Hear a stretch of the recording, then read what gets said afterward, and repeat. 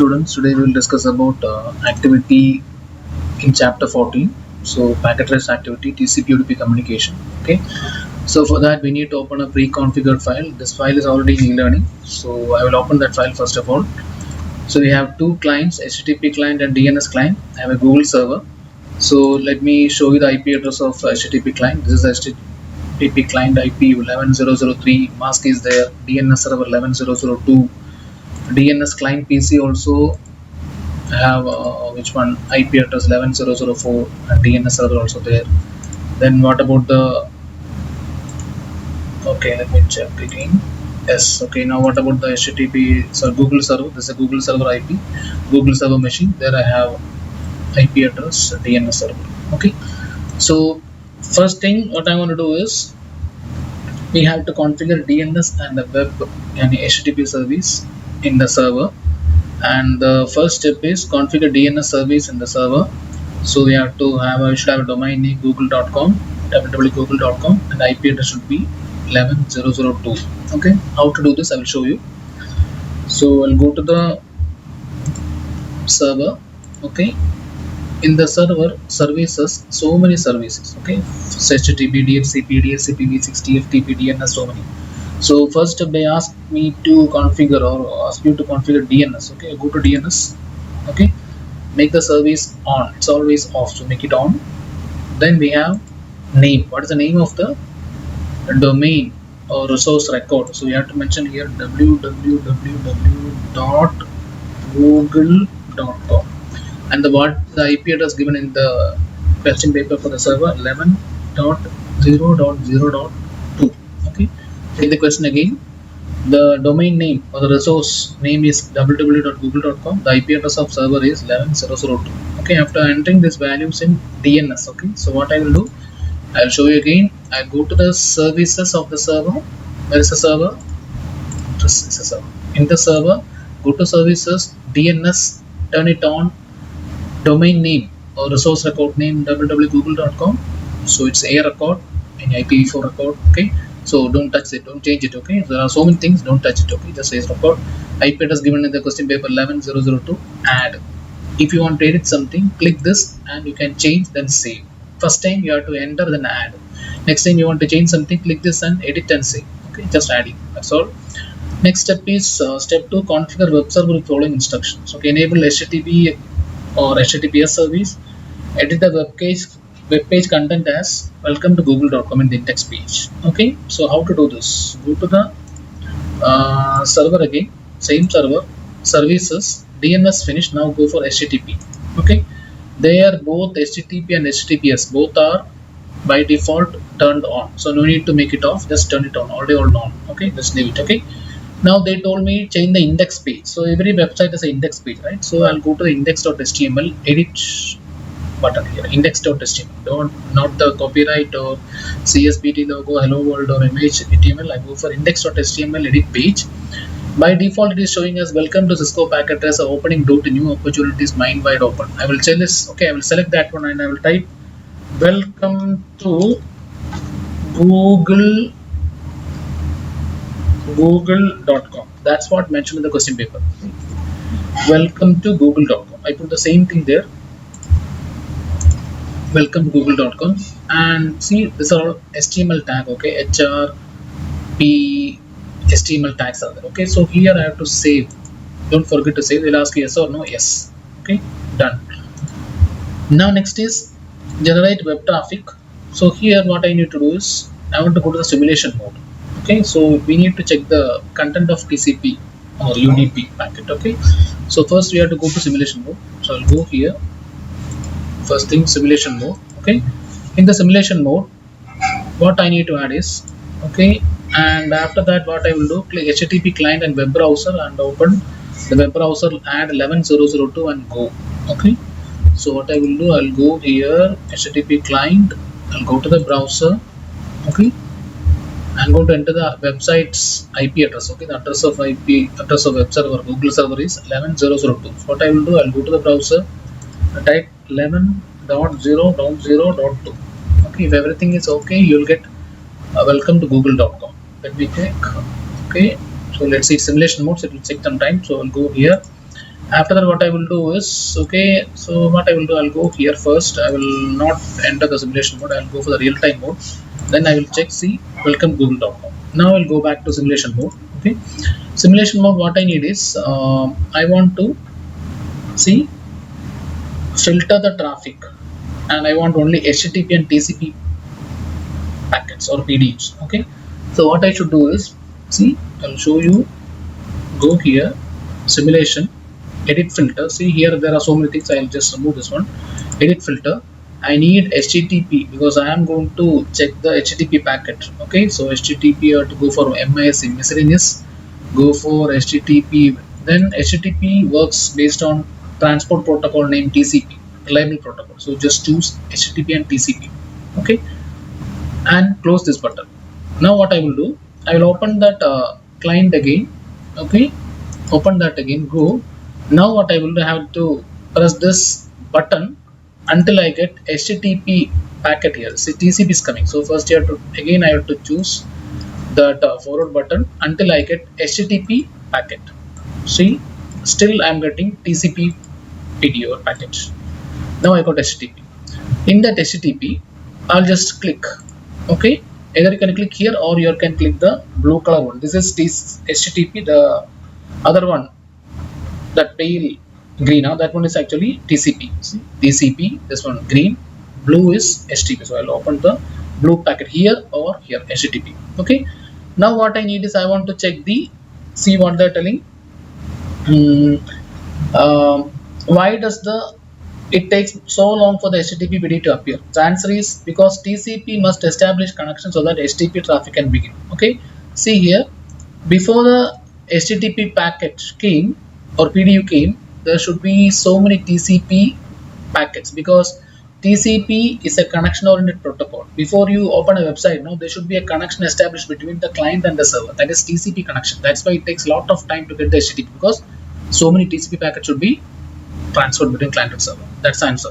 Okay, so what I did now, I went to simulation mode. I added which filter. In the filter I added HTTP and TCP. Okay, so then I started the communication again. Okay, so open the website from the client machine.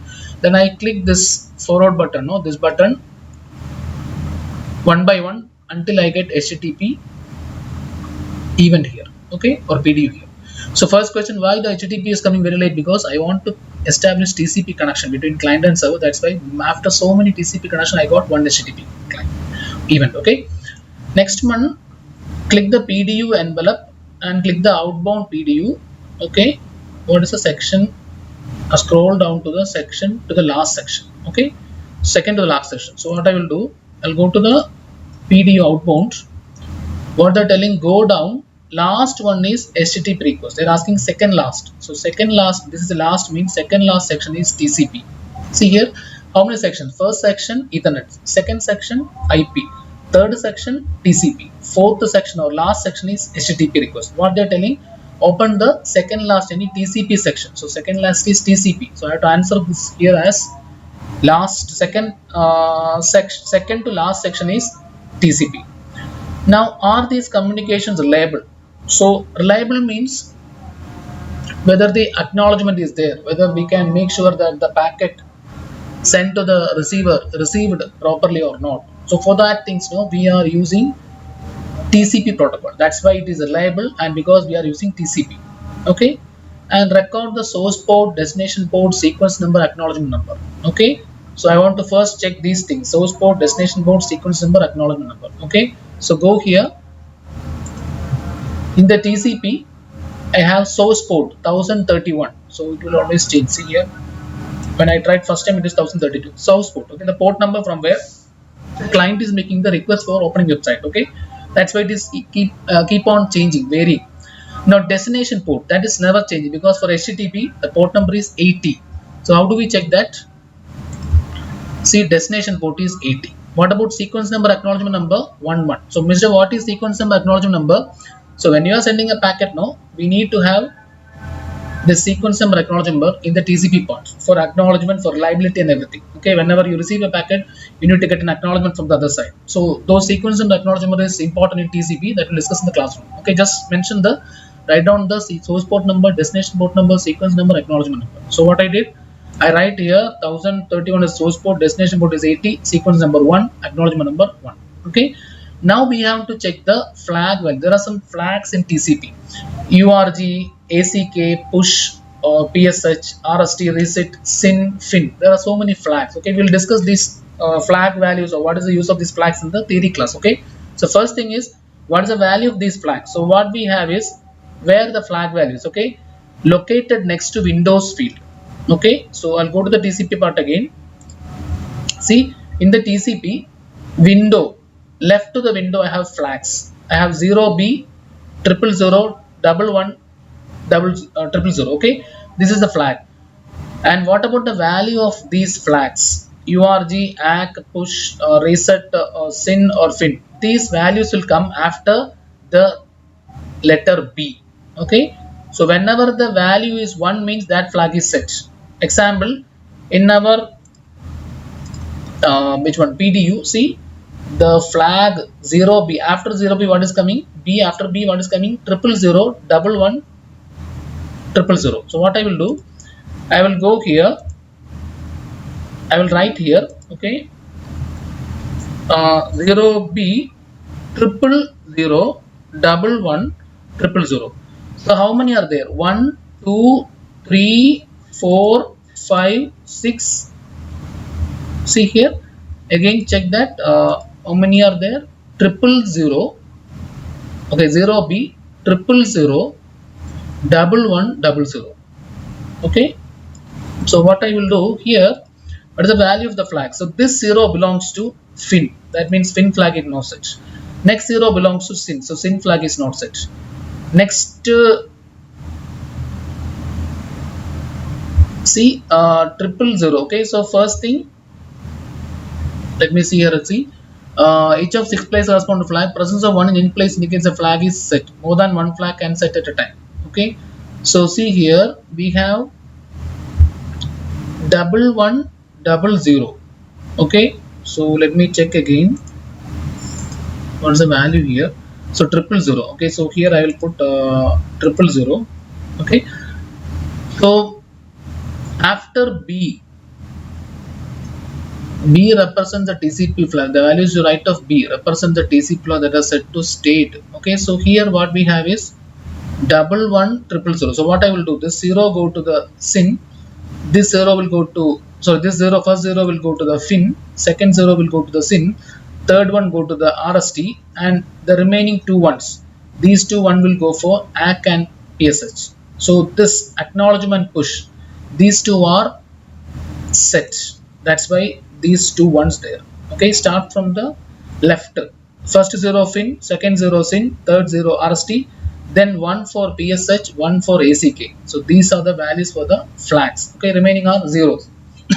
Okay, so what are that acknowledgement or ACK or push? Sorry, we'll discuss in the classroom. Okay, now what I need is close the PDU, click the capture forward until a PDU with a check mark returns to the HTTP client. Okay, so what I will do, I will close this PDU. Now I need to forward until I got a check mark here. So I will just click this one, going to switch, from switch to server, from server back to switch, it will come back now. Yes, then from switch to, see here, okay, HTTP client. Now one green tick has come. Okay, this tick has come. Now what I should do, open that PDU. Now the reply has come to the client, website is being opened. Okay, so there you have to go to inbound PDU. In the inbound PDU, what is the difference? Okay, in TCP what happened is source port number now changed to 80, destination port is 1031. Yani the reply, now from where reply coming, the server port 80, destination where it is received, it is in the HTTP client, and sequence number is same but the acknowledgement number is different because now the message has been received, acknowledgement. Okay, so this is what asked in the inbound details. How are the port number and sequence number different than before? Because now the source port is, see, the source port was earlier 1031. Okay, destination port was 80. Now we have source port source port is 80, destination port is 1031, because now the server is replying. Okay, and sequence number also changed. Sequence number is same, but the acknowledgement number, sequence number is 1 only, but acknowledgement has changed. What is the value of acknowledgement number? Now it is 98. It was earlier 11. Now it is acknowledgement is 98. Okay, sequence number is same 1.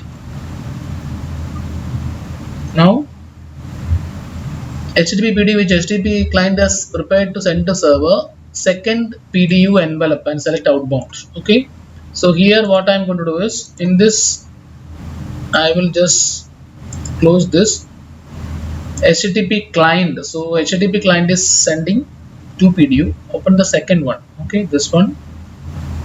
Open this one. Okay, so here I am going to see. Let me check that again. HTTP client as prepared to send to server, beginning of HTTP communication, second PDU and second outbound PDU. Okay, so I will open here again from HTTP client. Okay, I'll open this one. What about the outbound PDU? See what changes happen. Now source port has become 1031, destination 80, sequence number 98, acknowledgement 410. Now this client is replying back. Okay, so the port number is client's port number, destination port is 80, sequence number changed, acknowledgement changed. Okay, so you can write here itself. So source port 1031, destination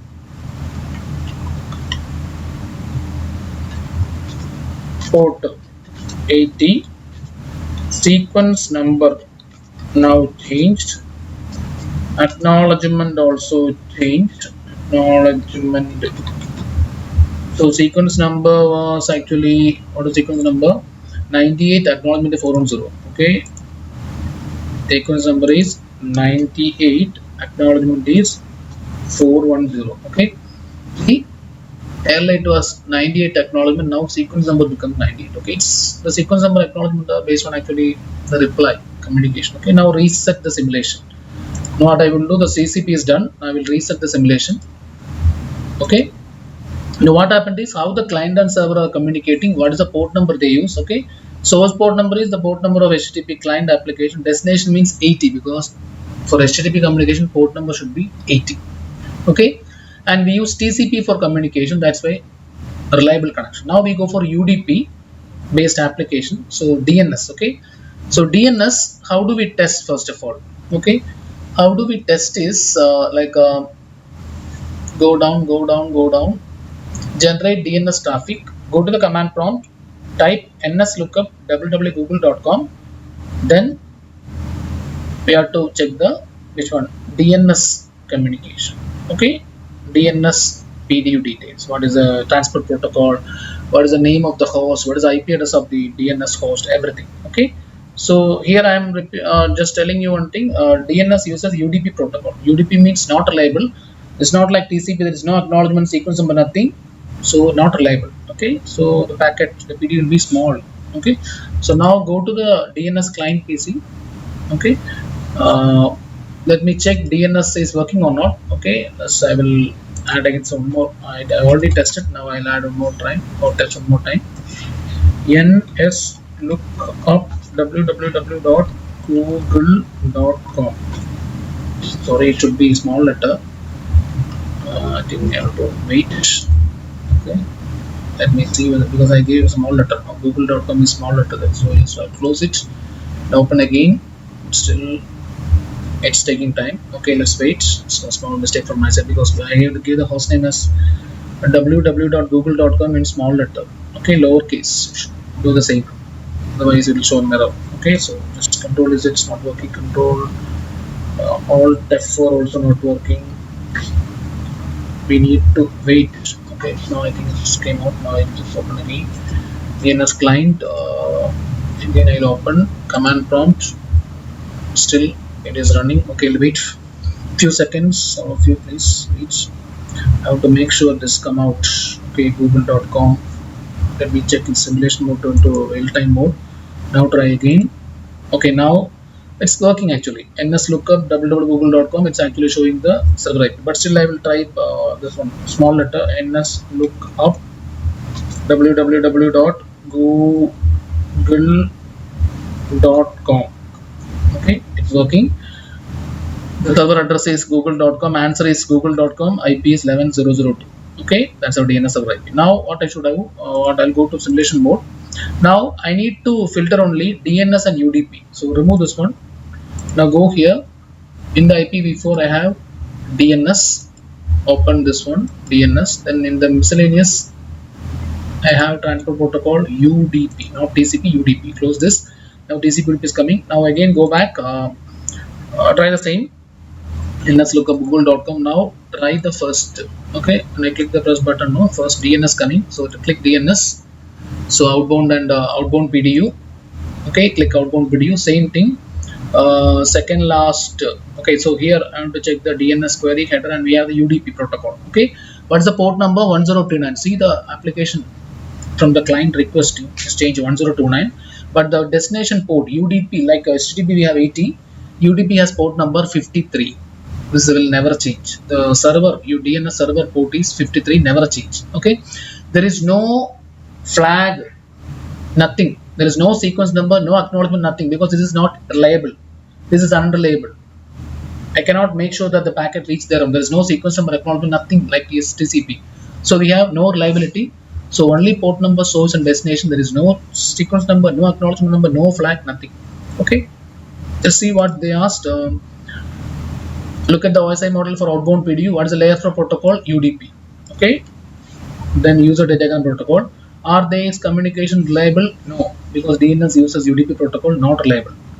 So open the outbound PDU. We check the UDP section. Okay, source port, destination port. So source port was 1031.